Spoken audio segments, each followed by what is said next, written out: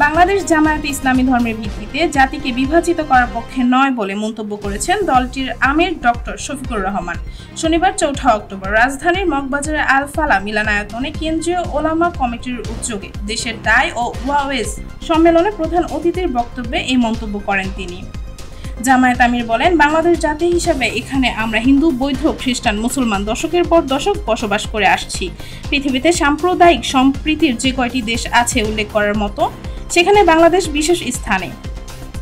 স্বাধীনতার এত বছর পরও আমরা একটি মানবিক সমাজ গঠন করতে পারিনি। এক্ষেত্রে জাতিকে ওলামায়েদের পথ দেখাতে হবে।